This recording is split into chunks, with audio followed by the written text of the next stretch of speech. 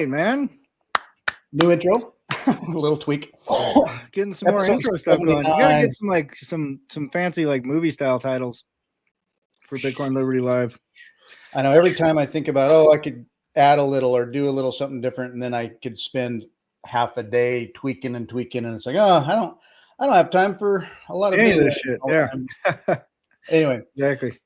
You know, it's interesting thinking about news recently, and we both reposted things about the Samourai dev news. And when the very first podcast that we recorded like a year and a half ago, it was April, what was that, 2023? When we were in the diner. And we were in the diner, and I remember thinking of like Bitcoin news stuff going on at the time. And one of the first things I mentioned was like the Samourai devs had just gotten arrested. And I remember that topic from our first podcast, just thinking, oh, geez, this is kind of new and different. And like, what does this mean? And here we are like a year and a half later. And they at least the one guy, 5 years, $250,000 fine, no concessions on anything. It was just kind of the max. And It's like, well, it reminds me too about, the big picture things around lots of progressive development in the Bitcoin world and changes and open doors opening. And yet it's not left or right, it's the state and you. And ultimately, it's as much about privacy and data as it is about money or money laundering or money transaction service stuff. So, it's kind of another chill in a way, or a new perspective on how the system wants to manage what's happening.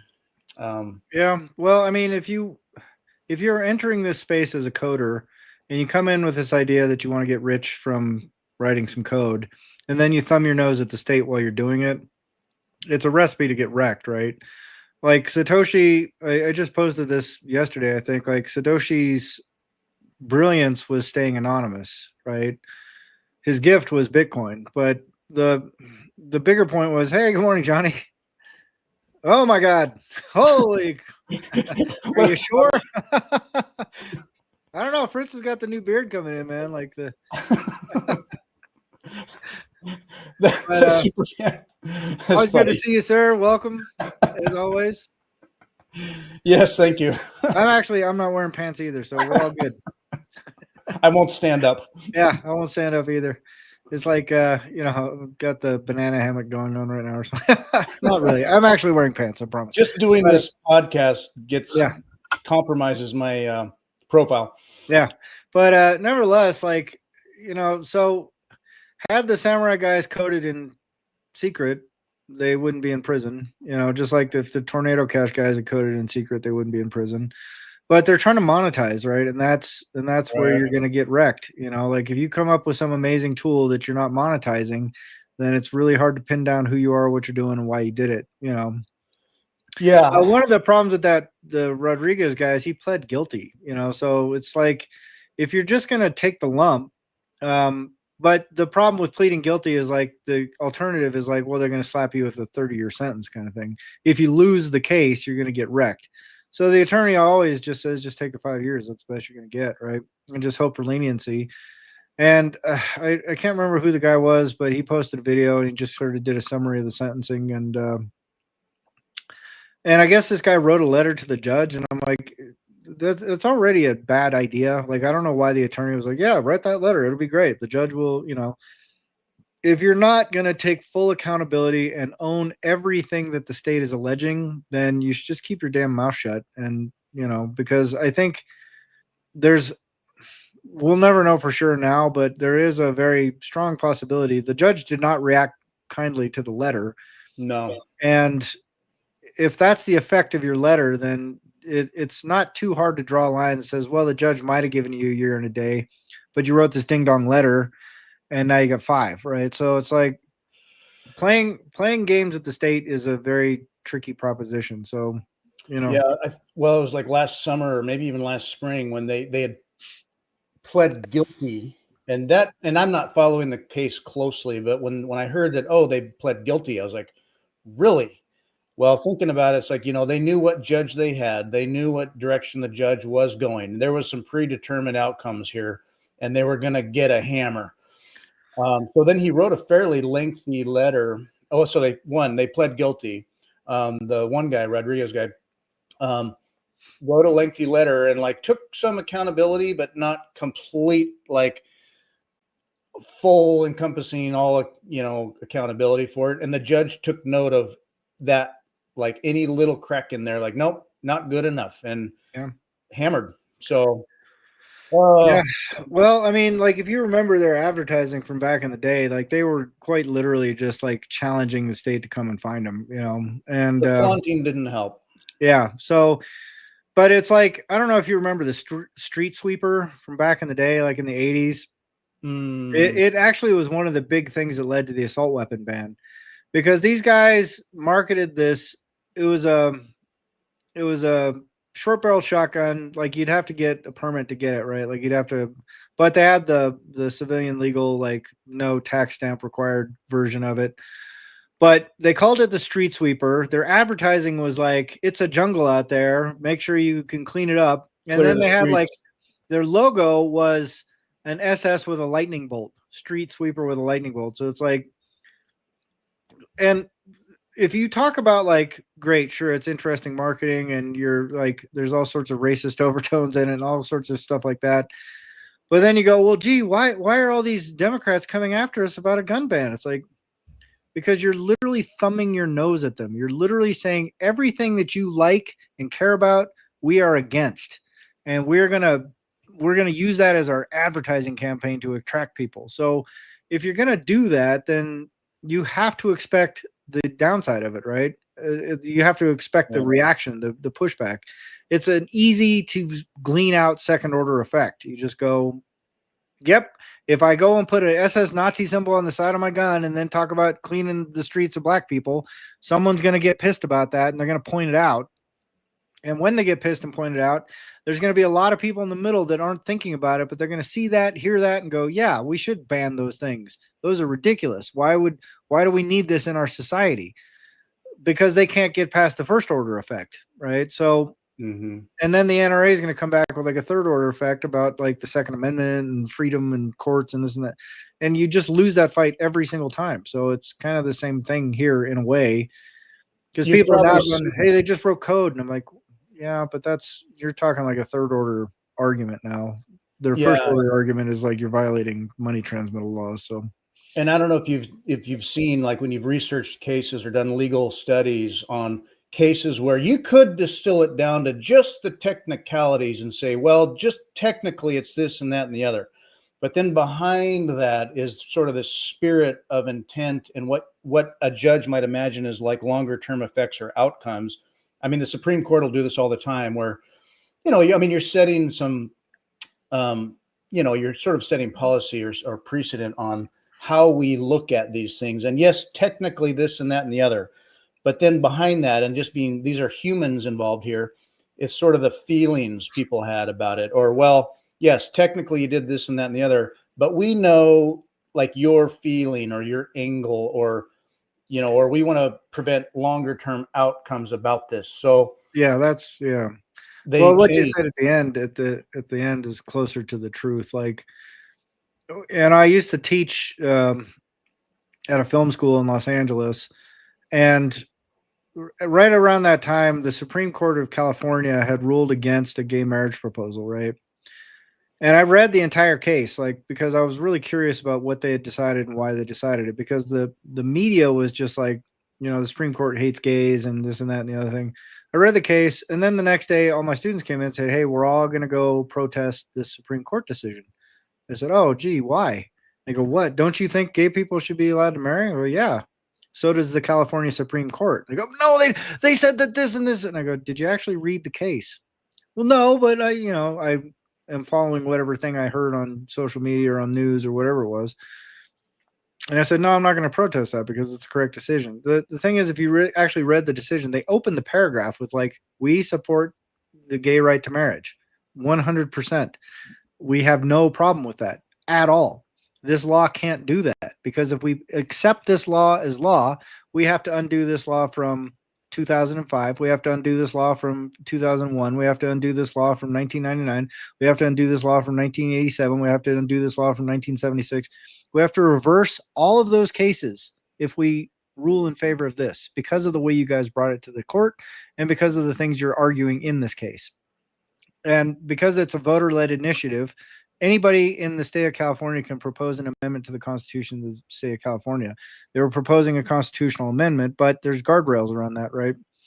And the way that they presented it, chose it, and did it, and all this kind of stuff, for the Supreme Court to rule in favor of it, to be pro-gay marriage, would have upended 60 years of judicial history in the state of California. So you go, do we destroy the entire government apparatus of California to pass this law so people feel good about it?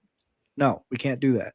But the people that are looking at that decision, all they can see is the first order effect. They won't let gays marry. Yeah, but there's like second order, third order, fourth order, fifth order effects on top of that you're just completely glossing over. And so when it comes to something like the judge or what you're talking about, it's not so much the judge is looking at like a feeling or something like that. It's more like they're looking at like, well, there's precedent that they have to follow, right? That's judge-made law. They have to follow it. They can't just deviate from precedent because their case will get overturned. So they have to follow the precedent, and then they have to compare to other examples of similar conduct, and then they have to look at intent and things like that. And when they distill it all down, the judge or a jury is considered a fact finder. They are determining what the facts are in a case. They go, this is a fact. This is not an opinion. This is not an idea. This is not an argument. It's now a fact. Once they've decided it, it becomes a fact of law in that case. So when they look at the balance of facts after they've determined what those facts are based on trying to look at both sides, it's an adversarial process. So the other side gets to bring in their opinions and ideas too. And the judge has to look between the two and go, well, this sounds more right than that. So this will become a fact now. And that's subject to challenge later on. But but those facts are rarely challenged because the higher courts look at it and go, well, the judge spent a lot of time looking at both sides and decided this. So we're not going to upend that. We're just going to take the facts as presented and see if they made a mistake somewhere else. But that's the only grounds for an appeal at that point, right? So it's a more complex process than people give it credit for. And if you see an outcome that looks like this, it's easy to jump on the first order effect or the second order effect, but it takes a lot more effort and a lot more time to look at the mushy middle and the sticky mess that's underneath it all. And most people just don't have the patience, tolerance, or even knowledge that they should be doing that to begin with. So we end up with people squabbling about silly shit. But I don't know. I feel bad for the guys. I think it was, I don't think they should be in prison for what they did, but well, yeah, I mean, guilty. Comparing them and what they did and how they're being prosecuted, you see this all the time. But pinching small players or making something symbolic when there are large established entities that hijink steadily but pay the fines and are established or too big to fail or whatever. And it's like, yeah, no, it's fine. But Johnny, and so on top of what you mentioned too, like judges are humans. And I might imagine too that on top of all the legal complication and precedents and managing that, you hear about Operation Choke Point or other things. And I don't know this judge, but you imagine there can be agendas to these things too, where they're protecting walled gardens, or they, at best, their Overton window is very establishment, and they're not. They are perhaps protecting the cathedral, things like that. Well, I hear that idea get bandied about a lot, and I disagree with it. Like, people say, oh, this is politically motivated. Like, Trump says that shit all the time. But everybody that loses a case says it's politically motivated, or the judge was biased, or this, that, and the other thing. And that's why you have to look at the second, third order thing. You have to go read the case, right? Like, the thing is, if a judge starts inserting like political bias into a decision, it's not just the judge that gets to say it, and that's just end of the story, right? Like, there are thousands of attorneys across the country that are going to read that decision. There are hundreds of judges across the country that are going to read that decision. And there are like it's a very, very, very strict peer review process. They're not going to just like sneak something in and go, well, I'm a Biden fan, so I'm going to do this because Biden would like it, right? Like, if that ends up in a case, it gets shot down and it gets shot full of holes so fast, it's not even worth talking about, right? Every judicial decision has to rest on sound legal reasoning. And like the famous quote from Justice Holmes or whatever, like reasonable minds can differ. And so that's sort of the approach there, because it's like any argument. If two people are fighting and then you come in and try and mediate it, somewhere in between, you get the truth, right? Which is never all on one side or all on the other. It's like rare, very, very, very rarely does it boil down to be that clean of a dispute.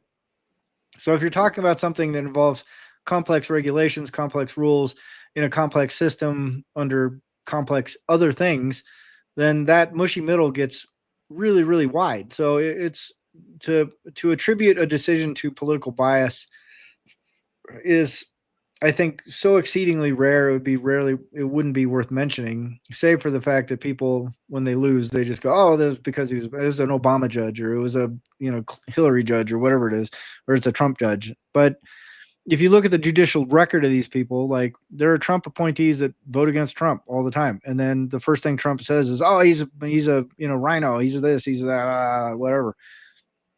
But they become character assassinations, not anything to do with the decision or how it was arrived at, or whether or not it's a sound decision. If that makes sense. And you do see judges where it's easy to see this is so political, where it's the same judge again and again putting out like cease and desist type orders against like over the immigration thing, or you'd think, oh, this is against Trump. You see that with particular judges steadily. Like some of these judges have got to be obviously human but partisan. Well, but that's not true. Like if you actually read their decision, that doesn't hold up to scrutiny, is what I'm getting at. Like people go, oh, it's the same judge and it's obviously a political thing. I go, no, it's not, man. Go read the case, go read the decision. They're not just sitting there going, well, I think Trump's stupid and I'm not going to agree with this, so I'm putting an injunction on here. They go, hey, in this case they did this, in this case they did this, in this case they did this. Here's all the reasons why that lines up with what this guy's trying to do right now. That's why we're blocking this. And just because that person happens to be someone that Trump thinks is, appointed by somebody else and that influences their decision doesn't necessarily translate. So that I think that's a very toxic mindset that is permeating our system right now, that says that, and Trump is one of the people that parrots that relentlessly. Like every time he loses a case, it's because of some political thing. It's never because he lost on the merits or his case was fucking stupid or what he was arguing doesn't line up with the Constitution, the law of the land, or anything else. It's always, oh, because it's political. Obviously it's political because he's an Obama judge. Obviously it's political. Even though he voted for me, he's a Trump guy. He's still, now he's infected by the left, or he's a rhino, or he's, but those aren't true narratives. Like I said, there's thousands of people, thousands of judicial minds, thousands of legal minds, thousands of law professors that are reading that decision and deciding whether or not that was a valid decision. But it's super easy to get on social media and go, oh, it's political. I go, no, it's not, dude. It's got nothing to do with politics. I can see, whether it's say judges or developers or whatever, and you have an ideology down in there one way or another, but you'll also text-explain it and wrap it in all the reasoning, but down in there is a kernel of an axe to grind or an angle, just thinking of these people are humans and some of them are, say, ideological about ideas. Potentially, but that can't show up in a judicial opinion without getting slaughtered, is my point. Like if you don't have sound legal reasoning underneath your decision, it will never survive scrutiny. That's the whole point. Like it's not being scrutinized by people on social media. It's not being scrutinized by some talking head on a TV show. It's being scrutinized by other legal professionals and people that look at that decision and go, nope, this is so far out of line that it's going to come out. Like it can't not come out. You see what I'm saying? Mm-hmm. So whether or not like the Supreme Court agrees or disagrees at the end of a long chain of highly contentious legal reasoning, like right now, if Trump loses his quest to fire these employees because of a temporary thing. If the Supreme Court goes, nope, you can't do that. That's an overreach of your, what is Trump going to do? All these judges that I appointed are now rhinos. Yeah, 100%. That's what he's going to say. These people are infected. He's going to shit all over their heads, despite the fact that he's the one that appointed them. But people say the same thing about Amy Coney Barrett. And they go, oh, like the left goes, oh, she shot down this abortion because she's got this ideological blah, blah, blah, blah, blah, blah, blah. But if you look at the legal history of Roe v. Wade, there are tons and tons and tons of legal scholars that go, no, that was a terrible decision. That never should have been decided that way. But it's real easy to tack on this idea that the reason why she wrote that is because she's Catholic, is very different than the reason why she wrote that is because it's sound legal reasoning and she happens to be a Catholic. But that doesn't necessarily mean that's how she arrived at her conclusion, right? So it's a very human and normal thing to look at somebody and go, oh, obviously they did this because they're biased. But that presumes or assumes that you've actually read the case and then you found that bias in the case. And universally, when people say that to me, I go, did you read the case? Just like I did with my students. Did you read what they actually said? Nope. I just know because, I saw it on TV. Okay. Most people's feelings don't care about the facts. And it's natural. But... Well, that's kind of it. But you think Trump could pardon him? I don't think he's going to do it, but I don't think there's any reason for him to. There's no political capital in it for him to pardon that guy, unless it becomes something that's newsworthy that he can sink his teeth into and get some more partisan support out of it. Those guys are going to, but they're not going to do 5 years, right? They get slapped with 5. They do good time, time off for this, that, the other thing. Once the sentence calculations come through, it's like yada yada yada. Yeah. No, thanks, Johnny. Well, it's funny because you said just don't plead guilty, and I agree with you on some level. But also having worked in a prison, I know how that prosecutorial chain goes, and these guys, they don't play nice and they don't play fair, right? And for the prosecutor, all they care about is a resume. They go, hey, I got X number of felony convictions, right? That's how I'm tough on crime. This is how I prove it. So what they'll do is they'll come in and go, okay, well, right now we're going to charge you with money laundering, evading sanctions, this and that, funding terrorism, blah, blah, blah, blah, blah.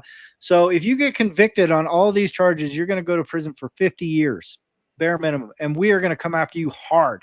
We're going to throw every single ounce of possibility to get this conviction of you.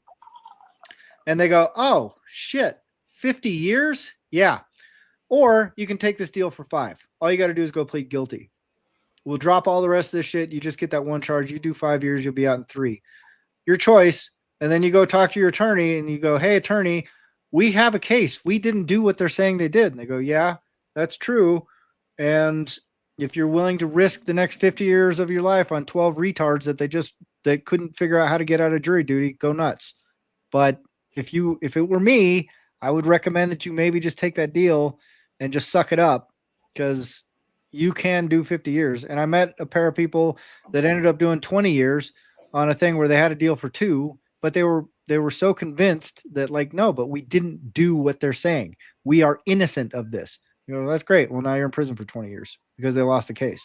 So it is an enormous gamble, and it's not fair at the bottom of the thing.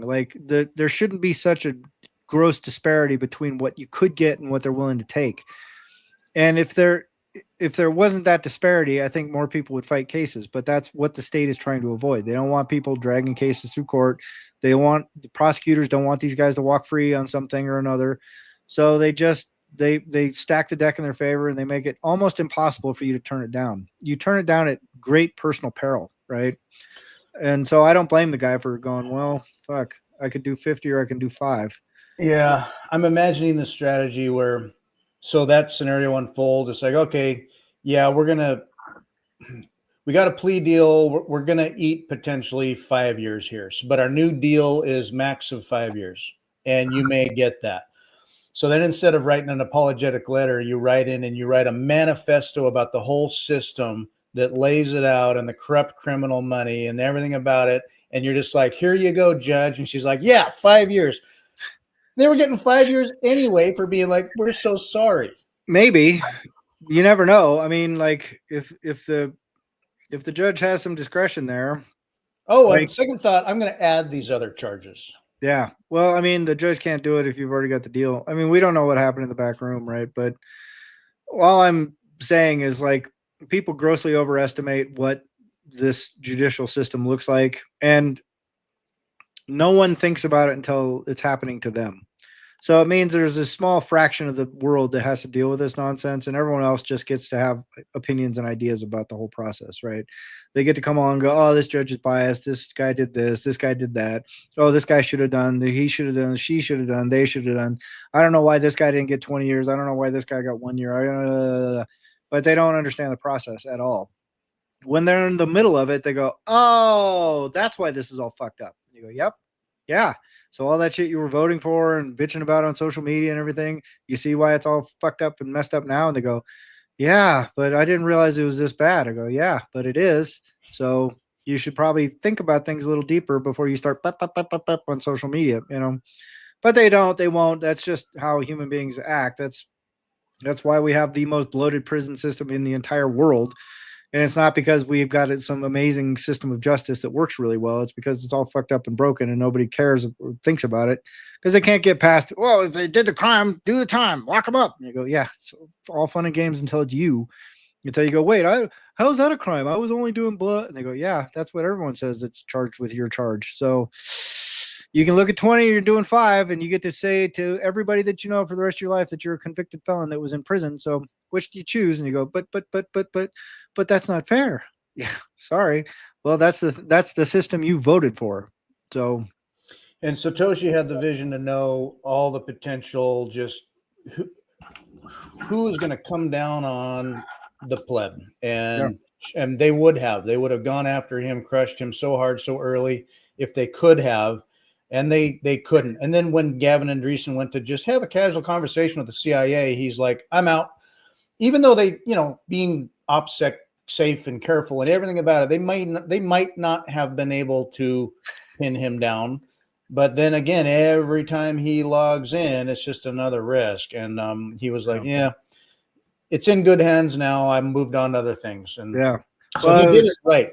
Versus tweeting like, hey, and when I was young, every kid, you're hacking or you're just enthralled with the capabilities of tech and what you can do. And you're just like, screw you. You can't do anything. I'm going to do this. And yeah, see, and you feel bold and naively courageous, perhaps.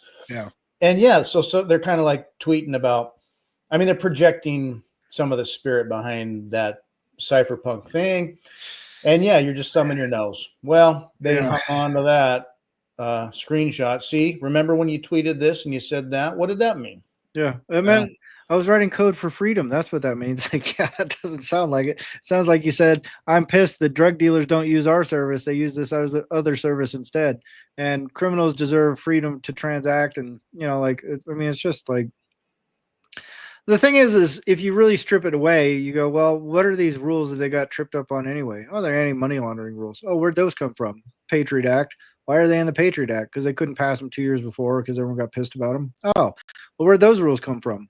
From some other shitty decision from 30 years prior that said, hey, you don't have any right to privacy when you bank.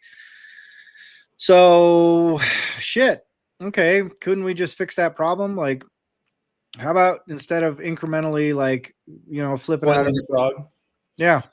Well, but, we could repeal the Patriot Act with a stroke of a pen. So all this stuff could just go away, but people, they look at the immediacy, they look at the thing that's right in front of them, and they go, this is the problem right now. We got to look at this problem. But there's like a chain of events that have occurred prior to that, right? And there's a chain of events that will come after that. So right now, they've enacted this grotesque Orwellian financial surveillance apparatus, all because people got scared after 9/11.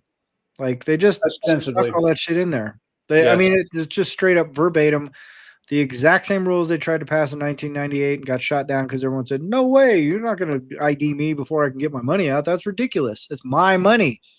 And that was a very common theme. And everyone was pretty much in agreement on that. Like, we're not going to do this. No, F you. Like, there was massive letter writing campaigns to the Congress.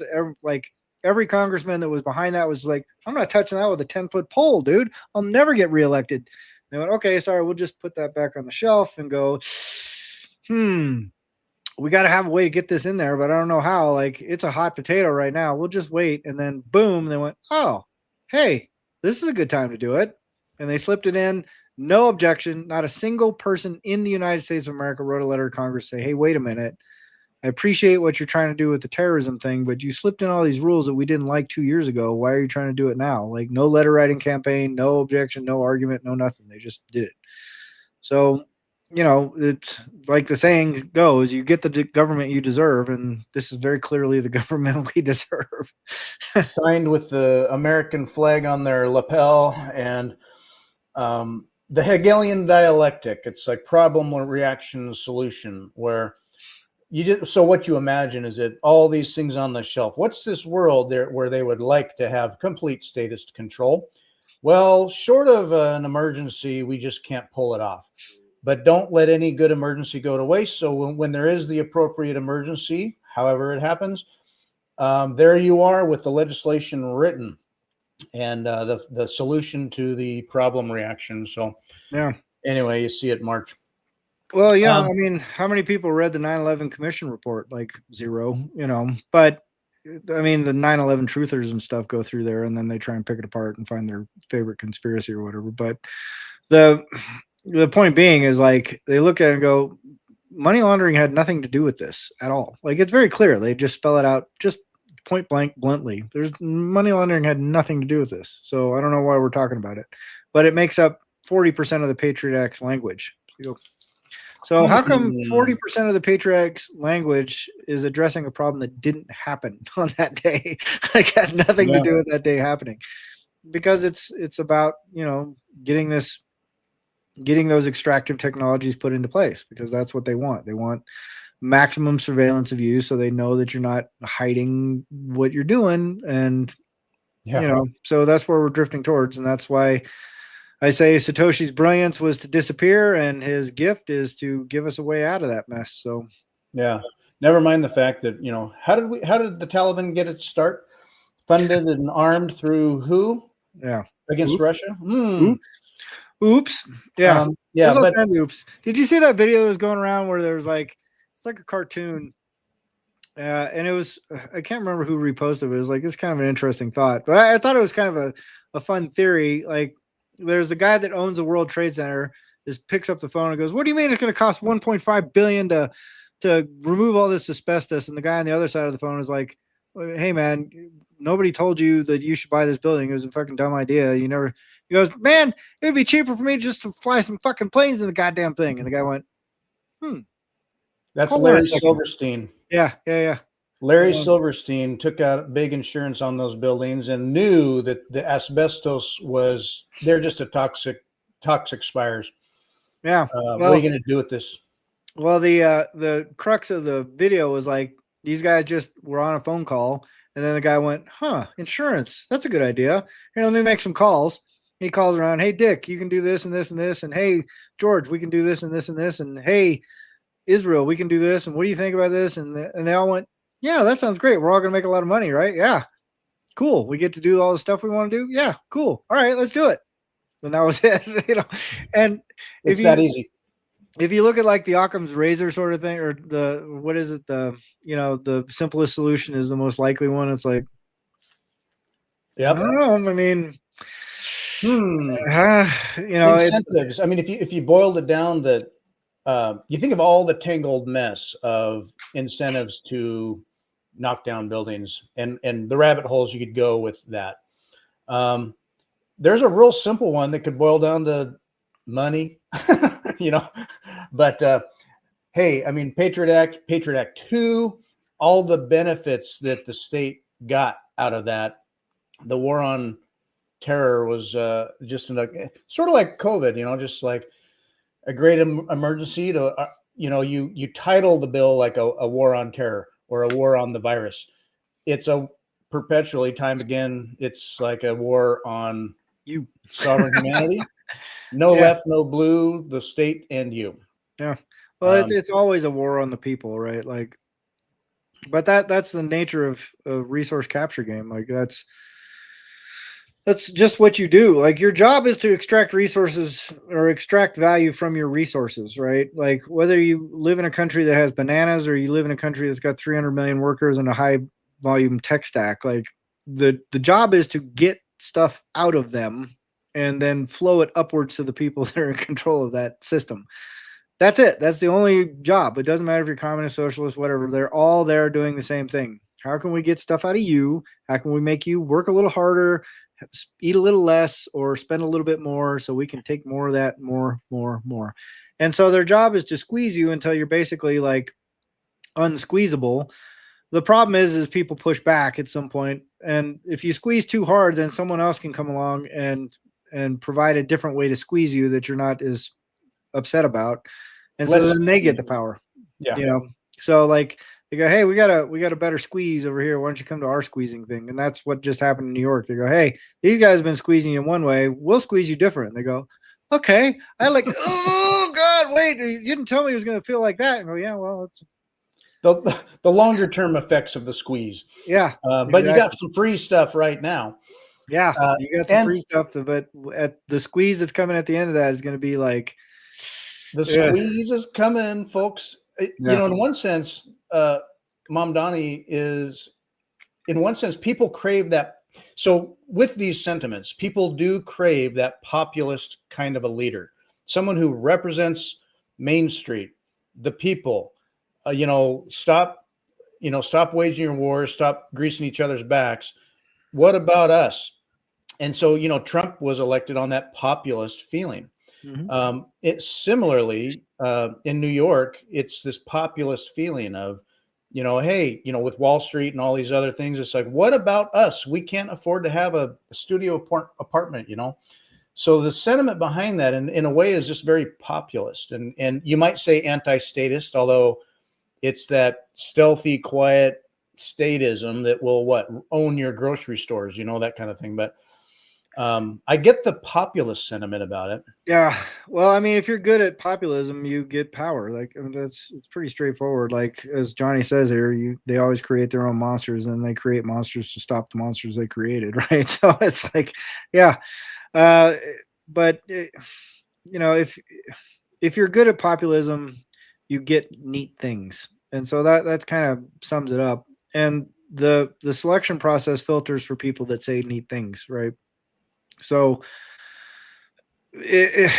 and if you talk about, like, people will hold up capitalism as some sort of like ideal system or whatever, and I go, well, it's probably better as an extractive technology than communism. Obviously, it's obviously better as an extractive technology than feudalism. Like, you get a lot more stuff, and you get a lot more things you can extract from a very productive population that is thriving under a pseudo-capitalist system.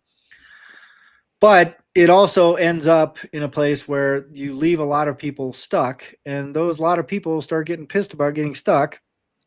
So when someone comes along and says, hey, we'll unstuck you, they go, yeah, because this is all unfair, because it's obviously unfair. I mean, it doesn't take a rocket scientist to look around and go, hey, how come like 100 people have more money than the other 300 million below them? You go, oh, because capitalism is great. It works perfect. And you go, no, that doesn't sound right. That sounds like we're getting hosed and these guys are doing amazingly well. Like, why is that fair? So it's really easy argument to just slip in there and go, obviously, that's unfair. Here's the first order effect of why that's happening. Let me just stand on this first order effect and get everyone all riled up about how we can fix the first order effect with this really easy fix that takes you to the second order. You go, yeah, I like this guy. Obviously, that's the problem. Obviously, this is a solution. Nothing else to think about. I've got my complex problem and a simple solution. I'm ready to go. But it's always wrong. It's always the wrong choice. Yeah, and waiting through the rainbow iron curtain of the mainstream media and stuff, where, you know, psyops have their when Johnny mentions the monsters, I think of, you know, learning the vocabulary of like deep intelligence, where you've got your patsies and your stand-ins and your pinko and your boogeyman and all these things that don't relate on a normal human thinking level, but are quite useful tools all the time in politics or in ops. And getting over that. I was driving in a rural area of the county doing some field work. And it's just vast, endless rolling hills of farmland, wheat land, and all kinds of stuff. And I was thinking through, and of course, I always go back to the money and Bitcoin. And I was thinking that, like you think about farming 100 years ago, like literal legit farmers, and the technology they had, the land they owned, just doing the work and how much you could produce as a farmer. And I thought, when you compare that and what a farmer could do compared to now, and I'm seeing these huge combines and huge tillers and the equipment, the sheer acreage, the sheer production value is incredible now. Like I just get my mind around the amount that is produced in like a random rural county. Mhm. I just thought, if nothing else, if farmers just continued to farm and had the land they have, or really had expanded on that, they should be the most crazily wealthy people around. And I'm not saying they're doing bad, but I am saying they have to work the game of business and taxes and subsidies and all these things to kind of maintain that. And that instead, farming can be a hard job, can be lucrative. But man, you gotta jump so many hoops or make the works happen in a different way now. Whereas or just the work that I do 50 years ago, when you're thinking of the paperwork, mailing stuff, the communication, what you're getting done is at such a different pace that, like in the private sector, what used to be considered industries that were, single income family did fine. And anymore, the production value that people create is tremendous comparatively. And yet we're keeping up at best or not. Well, that's inflation though, right? That's the Yep. purpose of inflation, right? If you like with the farmer, if you have a money that isn't being continually debased at an extraordinary rate, then they can save for the future and they can plan on things. But if they have to continually keep up with the 10% debasement rate, it becomes impossible as a small hold. So you have to become a bigger hold. And then when you become a bigger hold, you get economies of scale. So then you're more likely to keep up with the 10% debasement rate. But that's going to catch up with you eventually anyway. So then you have to become a corporate holding. And when you're a corporate holding, then you get access to even more economies of scale and even bigger. Like you can buy like 20 combines at once and get a discount on it. And then you can disperse them amongst your corporate holdings. And so now you're keeping up with debasement better than the multi-hold farmer. And then that eventually is going to succumb to a multinational corporation that's going to come in because they have even greater economies of scale and they can work out even better deals so they can keep up with debasement a little bit more. But then they become so entrenched that they can't be dislodged. So then even if they're not keeping up with debasement, they get to tap into the debasement tap. They go, hey, we need a bailout. We need this. We need that. We need subsidies. We need blah, blah, blah, blah. So that's how you entrench this thing simply by diluting the currency. And that happens across all industries. There's a reason why in the 1970s, an investment strategy was to start a small business. Go open a hardware store, and that'll be like one of your retirement plans, right? But you can't do that anymore because if you open up a hardware store tomorrow, unless you've got some sort of niche profile or some really, really compelling reason for someone to go bother walking your hardware store, you will never compete with Amazon or Lowe's or Home Depot. Like it's zero chance it's going to happen, right? You can't sell the exact same shit that Lowe's does and expect to have business. You're just going to get wrecked because you can't keep up with the inflation. You can't keep up with the economy of scale and all that kind of stuff. So all these things consolidate down into things that are too big to fail. And then that's what you get. But once they're too big to fail, you can't get away from them. So that's the purpose of debasement. Well, I shouldn't say it's the purpose. I think the debasement starts off as a way to try and grease the wheels of commerce, but the natural evolution of debasement is concentration of power in fewer and fewer hands. And then once that power is concentrated, you end up in the same feudal system that you had 200 years ago. Just no one noticed it, but they keep screaming about how great capitalism is. So you go, well, it's what you asked for. It's not my fault that you can't see how the game is played, but that's how it gets played. And once it's all concentrated and consolidated, then you get the communist people come in, then they destroy all that apparatus because they don't know how to fucking run it. And so the whole thing collapses back down to some sort of shitty thing and we get a little reset. And usually they use a war to cover that up. And then they can blow all this shit up, and then they can put everybody to work building it back up again. And they go, okay, good, we're back to square one. Let's start over. Whee! Keep And grinding.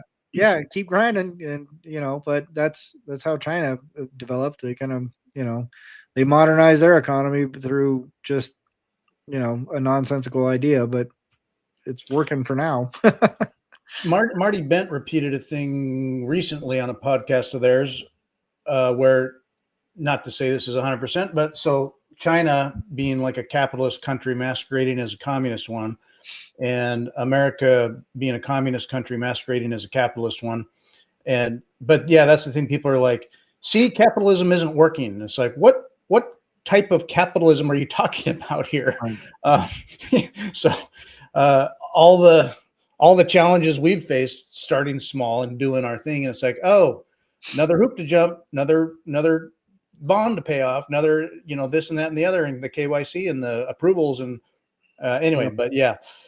Yeah, I mean, it's like it's brutal to start a business in the United States. Like it's nearly impossible, but that's the resource capture game, right? If we are coming along going, hey, we want to capture some resources too, then you go, well, here's all the shit that's in your way. It's like, oh, I didn't think it was gonna be this hard. God dang. Yeah, we thought this would be easy. Yeah. So we got a product, we're selling it. right. I mean, straightforward, right? Nope. Oh, no, it's not. No. Yeah, no. this isn't actually yours, it's ours, and we give you permission to keep trying. Yeah. Hey, But on that note, let me throw in a mid-reel here for fun. Let me do oh this. yeah. As a Bitcoiner, you know that taking self-custody is critically important. MicroSeed is the best way to take self-custody. Secure the most important property in the world that you own on titanium. So check this out. You put your washer in here, you set the table, you grab your punches, and you tap, click, tap, stamp whatever you want, however you want it. It's tiny but clean and aligned. So get off paper and get yourself a MicroSeed at microseed.io. Not bad. We're farming ourselves, so hey. Yeah, there you go. Yeah, the wealth extractors absolutely have this down to a science. Yeah, 100%. I mean, it's scientism. We have scientism. Yeah. Well, I mean, the thing is, I don't think there's ever been a time when society wasn't dumbed down. There's an example that I was using when I'm writing a book right now, but one of the things I kind of bring up, and I brought it up in my last book, is they took some like Android tablets down to this village in Africa. These kids had no internet connectivity. They barely had books, right? They were reading by candlelight kind of thing. And they just dropped these things off. Like they just went, here's a box of shit, figure it out. And so they thought, the kids came over and they're playing with the box and they're kind of like, oh, the box is neat, and whatever. And they thought, okay, well, these kids, they'll never figure this out. They came back like a week later. They had all already figured out how to boot the thing up, install apps, and do all this other shit. And then within 3 weeks, they had like hacked Android and were like doing all sorts of crazy shit. And you go, well, wait a minute. How is it that this group of people that is completely cut off from modern society could figure out one of our most complex devices in 3 weeks just by tinkering? Because they're not that complex. Like most people don't have any, it's like that old experiment. Hey, do you know how a zipper works? Of course. Describe it. And they go, like they assume because they use a thing that they know why it works the way it does.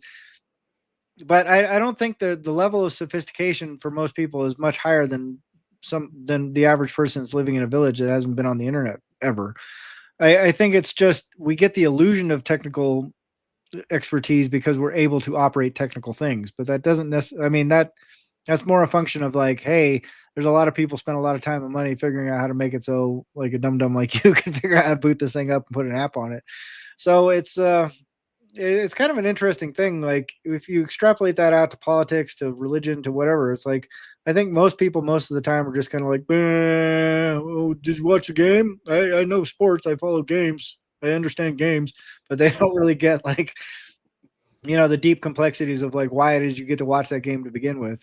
So it's the big game. The big nature, game. Yeah, the nature of teams owners, stadiums, tickets, box seats, everything about it. It's like, oh boy, Well, nations, states, nation governments, states, ops, bread and circuses. intelligence. Yeah.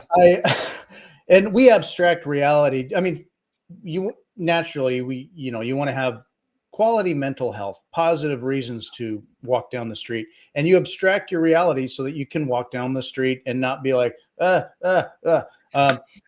it comes to Bitcoin, there are so many aspects to Bitcoin that I naturally have to sort of, until I can deep dive here or there, they are abstractions to me, because the more I learn and the radius of my knowledge circle increases, the circumference of what I don't know also expands.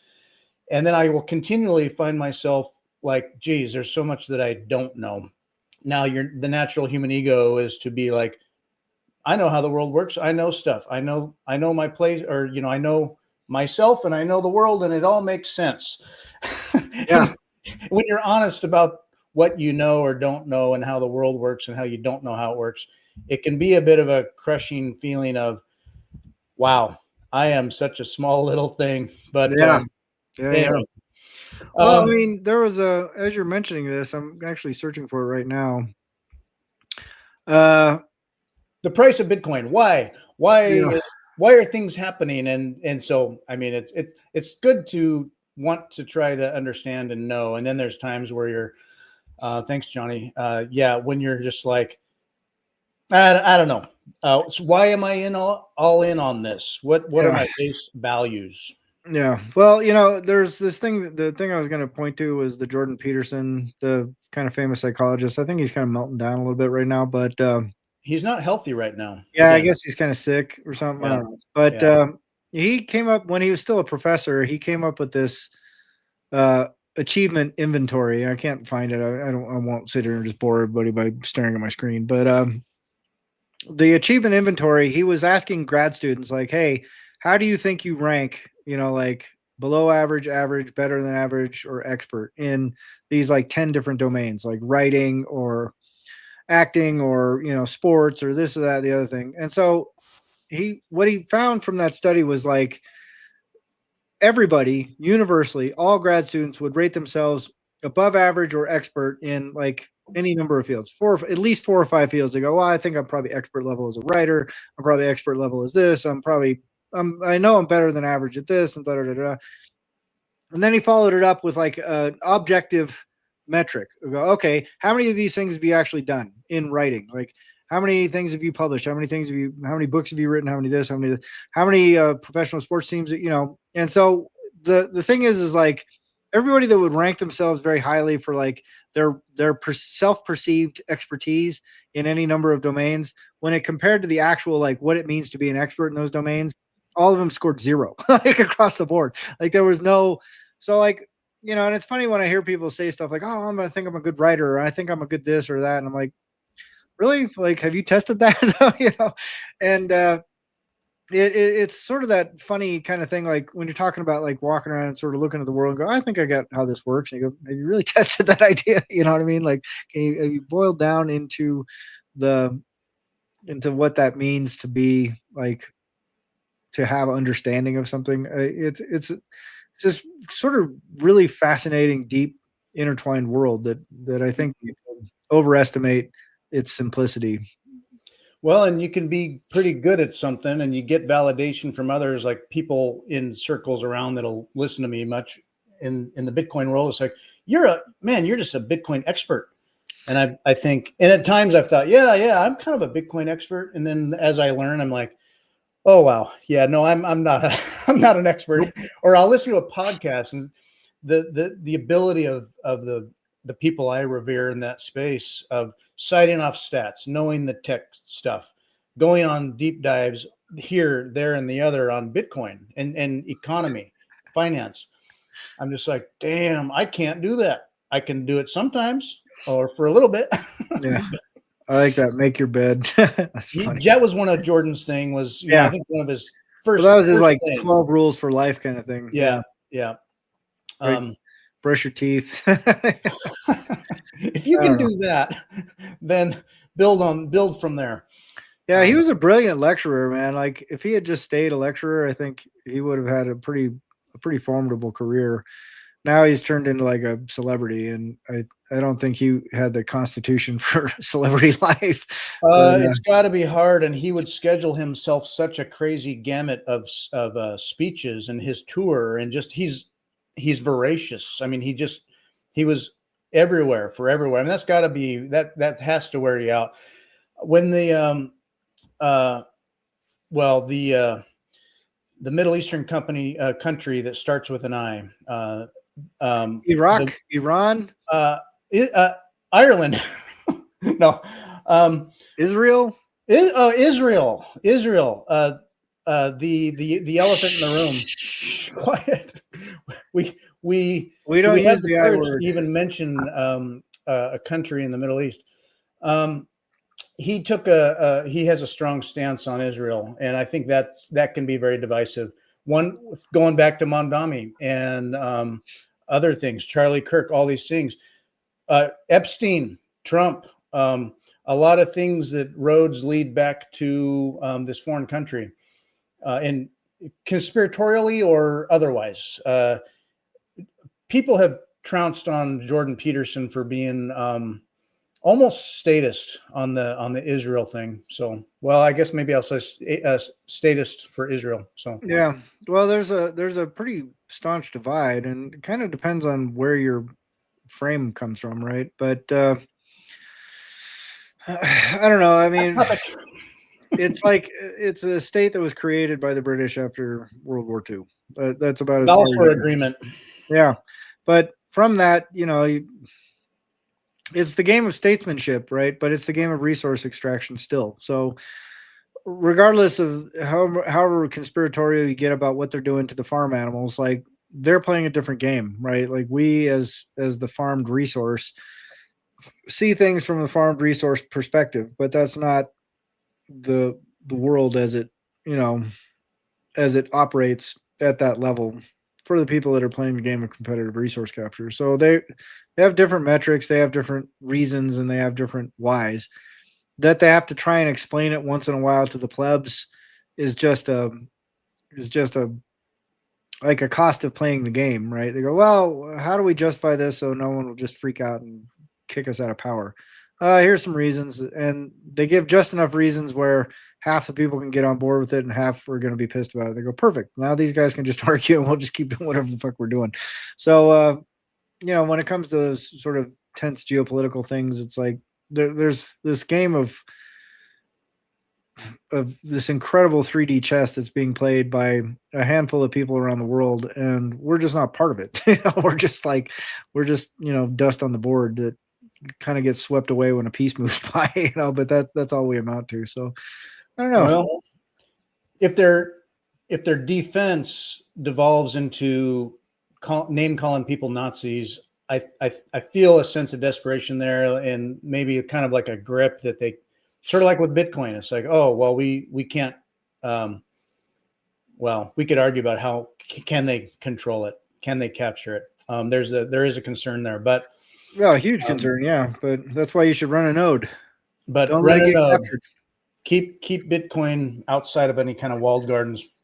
Yeah, well, the problem is the monetary layer is already in all the walled gardens. Like 90% of people have Bitcoin keep it on an exchange, so it's already a walled garden in the monetary aspect of it. The perceptual aspect of it is, well, it's an investment that Wall Street uses now. So all you've got left is the network layer. So if you let the network layer collapse by not running a node, then you just get to have fun playing with your tulip bulbs, that Wall Street now invests in. So I don't know. Run a node, take self-custody. Those are core values of ours. Yeah. Well, they're we need much more of it. So, I mean, yeah, like about 100x. I 10% keeping it on the exchange, 90% self-custody. Yeah. I want you. Yeah. As much as I want people to get off zero, can you also take the next steps as well? And my concern is and it's going to be based on probably number go up. It has to. When people start paying attention to it, its number go up. So then say people start piling into Bitcoin. I don't know. My concern would be that a large number of people that are into Bitcoin now don't ever take the next steps or don't really understand the need for those next steps. They'll just say, no, I got Bitcoin, and the fact that it's in TradFi, what's wrong with that? Right. It's still Bitcoin. Well, if you listen to Luke Dasher, I don't know how to say his name, Dasher Luke Jr. Dash Jr. I don't know if it's Dash Jr. I think it's Dash Jr. Dash Jr. I don't know. I think it's some foreign name, but if you actually listen to his rhetoric going all the way back to 2010 or whatever, he does talk about spam and, you know, what the right block size and all that kind of stuff. But the most salient points he brings up are like, right now there's not nearly enough nodes. Like, mining is already centralized, the monetary layer is already centralized, the perceptual layer is already centralized. If we don't fix the network layer, it's all done, which is why he's so fatalistic about Bitcoin all the time. Oh, it's going to die. It's already dead. And it's easy to write off as hyperbole on his part. And yet, if you actually unpack and get past all the personality stuff and the weird stuff around spam and, you know, porn on the blockchain and all this kind of stuff, it's like there is a lot of substance to what he's saying. And I think he's spot on. If you let the network layer continue to collapse the way it is, then Bitcoin is a tulip bulb. It's gone. It's dead. It's dead as an idea. It's dead as a project. So, you know, I mean, I don't know if it's quite that dire yet, but I also very firmly believe the window is closing. Like, we don't have a lot of time left to fix that problem. And it's just a matter of awareness, right? It's just a matter of like, get people on board and get people to understand what it is that they're fighting for and why. And I think people will rise to the occasion, but if they don't, then, you know, I think I'll just go back to drinking whiskey and playing golf and just saying, fuck it, I don't care anymore. We're captured at that point. Yeah. Well, don't let it happen. You're gonna know. More to come. MicroSeed growing. MicroSeed important. Take self-custody and run a node. And I think with that, I'll play one final little reel. Oh, we're gonna play another reel. We could wrap it up. Do some good comedy reels. I'll do a comedy one. I cracked myself up when I did this creative stuff. I was like, yeah, I'm so funny, and then other people may find it funny. I think it's funny. I think it's really good. I think you've got a little hidden talent there. I'll play a short one before we go, and we'll wrap it up. So anyway, thanks everybody. We'll do it next Johnny. week. It's always great to see you, sir. Yeah, thanks, Johnny. You rock. As a Bitcoiner, you know that taking self-custody is critically important. But if you've ever had a seed phrase, you've probably had it written down on something kind of like this. You can hide it or secure it, but paper burns, paper fades, paper gets wet, paper rots, paper blows in the wind. Paper has things written on it that might look important. So get off paper and get yourself a MicroSeed at microseed.io. Get the kit and crank out all the keys you'll ever need forever.